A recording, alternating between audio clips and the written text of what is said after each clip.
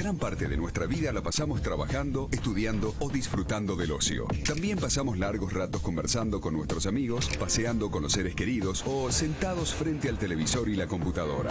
Todo esto en realidad ocupa aproximadamente las 2/3 partes de nuestra vida. El resto nos la pasamos durmiendo. Sí, 1/3 de nuestra vida está dedicada al sueño. Pero, ¿qué es el sueño? ¿Qué funciones cumple? ¿Cómo y para qué evolucionó esta práctica? ¿Todos los animales duermen? ¿Cuál es la relación entre sueño y memoria? ¿Para qué soñamos? Estas son algunas de las preguntas sobre el sueño que intentaremos develar en el capítulo de hoy de Los Enigmas del Cerebro.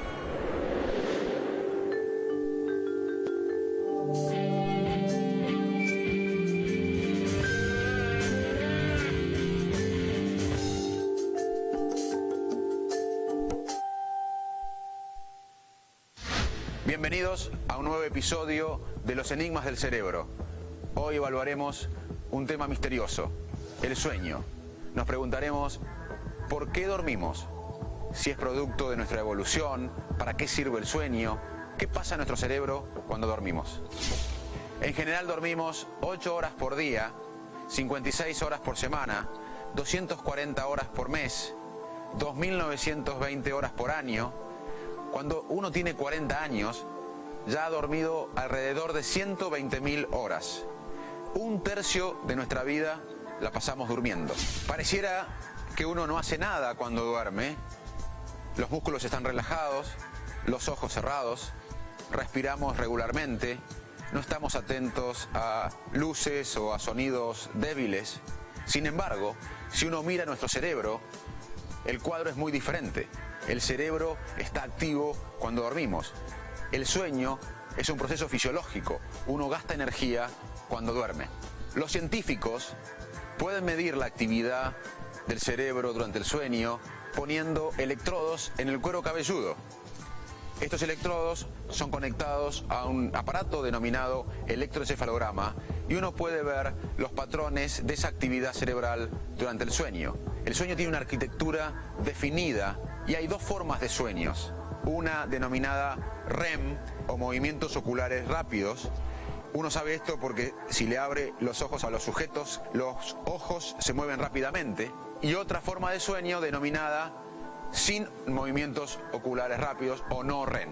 Esto es importante porque la etapa no REM tiene a su vez 4 etapas distintas. Es una arquitectura que se da en todas las especies que duermen, es una arquitectura del sueño. Cuando uno recuerda un sueño, generalmente se producen en la etapa de movimientos oculares rápidos. Cuando alguien despierta a otro o uno se despierta y estaba soñando, generalmente se puede inferir que esa persona estaba teniendo un sueño REM. También la arquitectura del sueño varía según la edad. Los niños pasan alrededor de 50% del tiempo de sueño en REM y 50% en no REM. Los adultos pasamos 20% de nuestro tiempo de sueño en REM y 80% en no REM. Después de los 65-70 años, el sueño REM es alrededor del 15%. La actividad cerebral durante el sueño REM es casi similar a la actividad cerebral de cuando uno está despierto. Sin embargo, cuando dormimos y tenemos sueño REM, los músculos están relajados. Si no, uno actuaría los sueños. Y esto sería, obviamente, muy peligroso.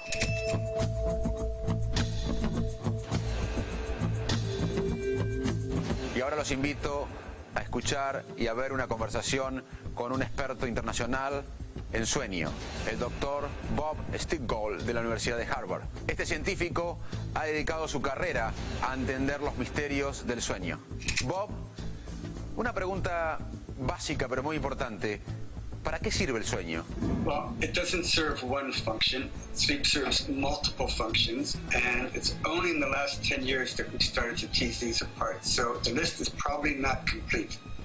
The ones that we are clearest on are that sleep is involved in immune function, it's involved in endocrine hormonal function, and it's involved in memory function. ¿Cuál es el efecto del sueño en la consolidación de la memoria? There's a whole range of types of memory and types of memory processing that seem to actually depend upon sleep for for their occurrence. So it could actually enhance memories so that you can carry out tasks more quickly. Sleep also stabilizes memories, making them resistant to interference. Sleep helps people extract the gist of an experience. Sleep enhances our ability to take recently learned information and strengthen those memories, stabilize those memories, and integrate them into our general knowledge, that we have a better understanding of how to use that information in the future. ¿Podrías explicarnos cómo evolucionó el sueño? Well, that's a tricky question. If you ask when did sleep evolve, as far back as we can look in the animal kingdom, we see what looks like sleep. I mean, right down to fruit flies and fish. And in those cases, it's harder to, in those cases, we can see behavioral sleep because they, the flies don't have brains, and the fish have a greatly reduced brain, so we can't see the sorts of brain waves that we usually use to characterize sleep. As far as we can tell, all animals sleep, although they don't all have REM sleep. REM sleep is a rather late development. Mammals all seem to have sleep, and some birds, especially when they're very young, have something that looks like REM sleep, but the rest of the animal kingdom doesn't. So your cetaceans, your dolphins, and your whales, there's a couple of interesting things about them. First of all, they seem to sleep one hemisphere at a time. And we see that, by the way, not only in the cetaceans, but we see it in some birds, such as ducks as well, and I'll come back to them in a minute. With the cetaceans have a problem. If they really fall asleep, they sink. And if they sink, they'll drown. So they're sort of in a conundrum where they need to sleep, but can't afford to sleep. And so what has happened is these animals that evolved the ability literally to have one half of their brain asleep at a time. And so it appears that if you can't afford to sleep in a normal way, instead of evolution figuring out some way just to get rid of sleep, it seems that the sleep functions are so critical that instead it evolved what has to be a much more complex chain of evolutionary changes of just being able to sleep one side of the brain at a time. So it looks like sleep evolved maybe as early as the animals evolved themselves. As to how they evolved, that's a funny question.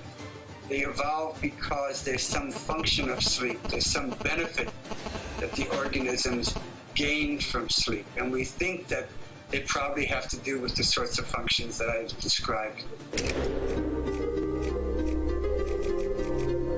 Y ahora los invito a ir a ver un laboratorio de sueño para que conozcan cómo estudiamos la actividad cerebral mientras dormimos.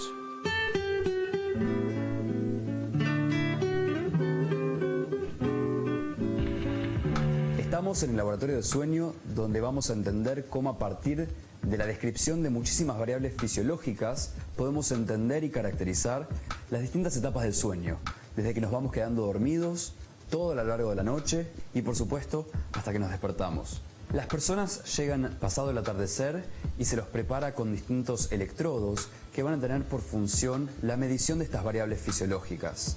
Las variables fisiológicas más importantes que registramos durante la noche son principalmente la actividad eléctrica del cerebro, la respiración, el tono muscular, la actividad cardíaca y la saturación de oxígeno en sangre. El conjunto de todas estas variables nos permiten a nosotros ir caracterizando las distintas fases del sueño, no solo las fases de movimientos rápidos oculares, sino también las fases no REM. Cada una de estas fases tiene patrones de respiración, de tono muscular y de actividad eléctrica bien características.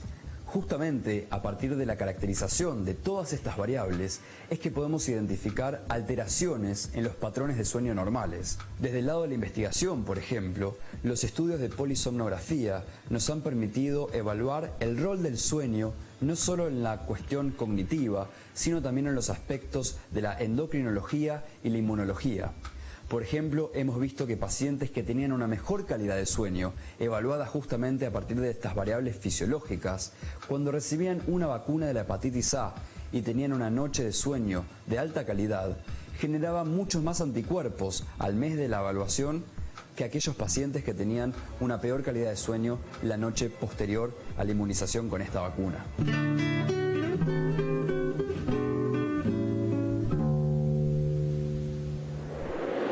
Gracias a metodologías como la que recién vimos, sabemos que uno duerme diferente y la arquitectura del sueño es diferente en diferentes edades. También la duración del sueño varía con la edad. Los niños tienen alrededor de 16 horas de sueño y las personas mayores de 55 hasta 85 años duermen entre 5 horas y media y 6 horas y media. La ciencia todavía no tiene una respuesta clara sobre por qué dormimos. Hay hipótesis, por supuesto, hay varias hipótesis. Una hipótesis es la teoría de la restauración, en la cual luego de una actividad diaria el cuerpo necesitaría descansar, recuperarse. Y la otra es una teoría más adaptativa, basada en la idea de que los animales durante el día tienen que buscar a la presa, cazar a la presa, gastan energía en todas esas actividades. Durante la noche, como no pueden ver, tendrían que descansar y recuperar energía para el otro día volver a buscar la presa. Sin embargo, no sabemos todavía la función clara o más importante del sueño.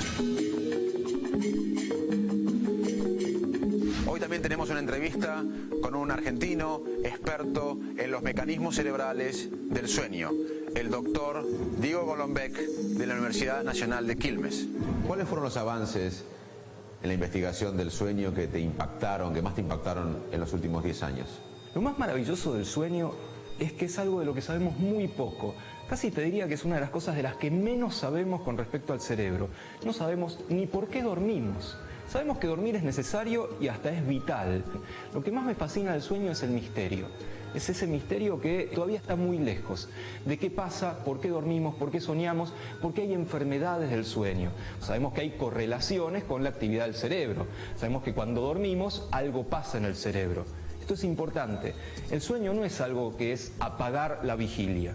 El cerebro se prende para dormir. Hay áreas del cerebro que se activan para que uno se duerma. Además, ¿el sueño tiene otras funciones? Sabemos bastante igual sobre qué pasa durante el sueño. Y las que más saben de esto, convengamos que son las abuelas. ¿Sí? Cuando una abuela te manda a dormir porque tenés que descansar, ok, tenés que descansar. Porque tenés que crecer, por ejemplo, porque tenés que curarte de una enfermedad, tienen toda la razón.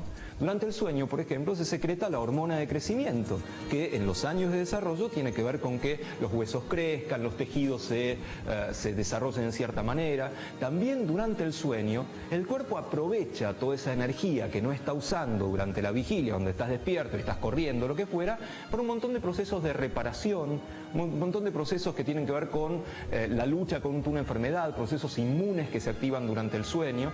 Y sabemos también que durante el sueño se consolidan ciertas memorias. Entonces es cierto esto de que te dicen, bueno, tenés un examen mañana tremendo, no te quedes toda la noche despierto estudiando porque no vas a estar bien. Digamos, el cerebro necesita ese descanso, necesita ese periodo de sueño nocturno para consolidar los aprendizajes y las memorias. ¿Qué nos puede contar la ciencia sobre qué pasa cuando soñamos?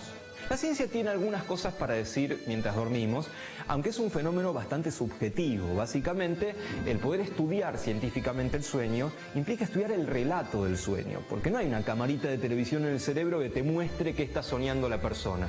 Hay correlatos, sabemos qué partes del cerebro se prenden cuando estás soñando. Se prenden algunos músculos que tienen que ver con los ojos. Si vos mirás a una persona que está durmiendo, cada tanto vas a ver que los ojos se empiezan a mover muchísimo, ¿sí? Movimientos oculares rápidos o REM, Rapid Eye Movement. También hay partes del tálamo que se están activando cuando soñamos. Y esto es importante. ¿Por qué el tálamo? El tálamo es la parte del cerebro que tiene que ver con lo sensorial. Tiene que ver con cómo podemos percibir al mundo, percibirlo visualmente, auditivamente, lo que fuera. Entonces, si el sueño tiene un contenido visual, auditivo, contenido de por ahí hasta olores, hasta gustos, algunas personas sueñan con gustos, tiene que ver con el tálamo. Y también durante los sueños, cuando soñamos, se activa la parte del cerebro que está acá, que está en la nuca, la parte occipital del cerebro, que es la parte visual justamente. Los sueños con contenido visual sabemos que correlacionan con que se activa la parte del cerebro que, entre comillas, ve.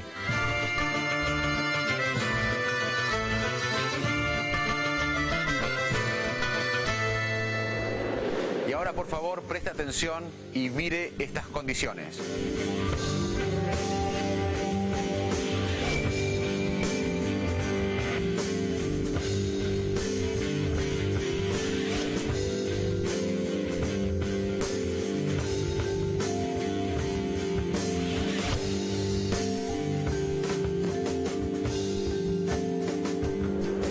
En el próximo bloque les contaré por qué son importantes para conocer cómo es nuestro sueño.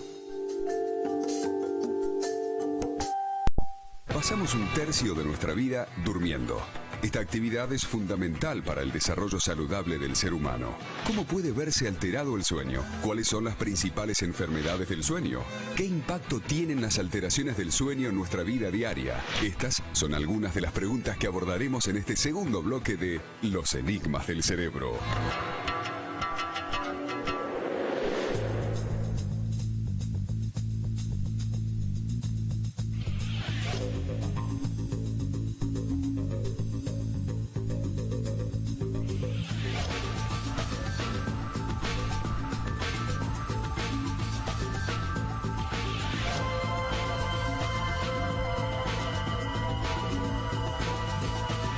Si alguna de estas situaciones aplica a su sueño, uno debe prestar atención, porque dormir poco, o dormir mucho, o dormir inclusive las horas ideales, pero con mala calidad del sueño, puede tener consecuencias psicológicas y físicas. Bob, ¿podrías contarnos cuáles son las principales enfermedades del sueño? Well, probably the main sleep disorder is simple insomnia. And it's sometimes referred to as primary insomnia or psychological insomnia. It's insomnia that results, it appears from just sort of anxiety and worry. And that seems to be the most common sleep disorder. After that probably comes sleep apnea.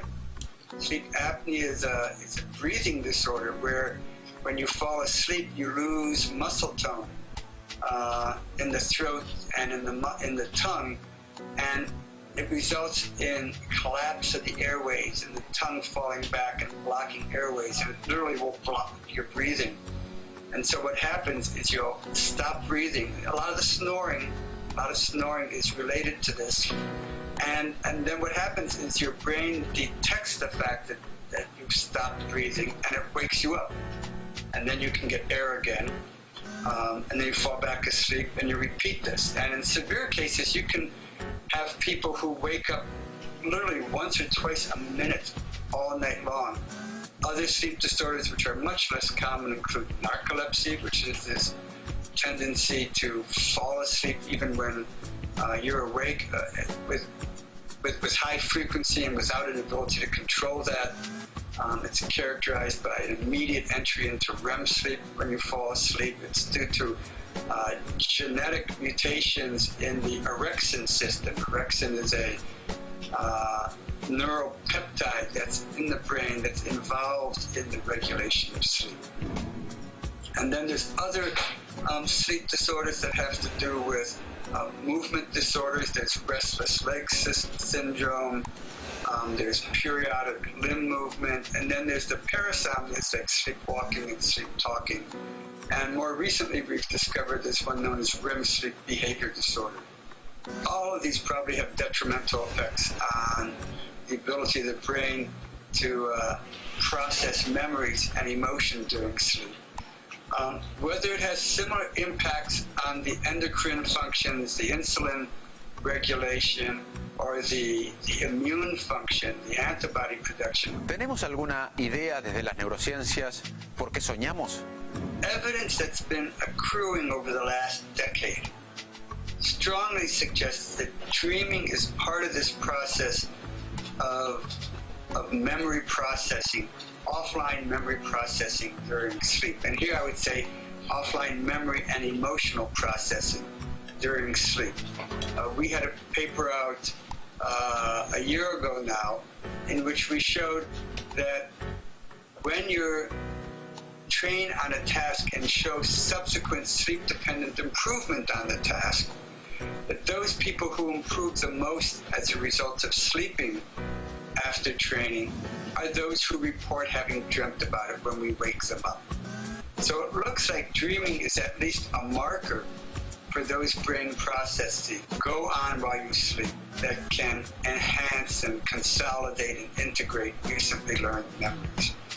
And when we've looked at it, it looks like that dreaming is part of a process whereby the brain is taking newly learned information and trying, if you will, to file it away in terms of possible future uses.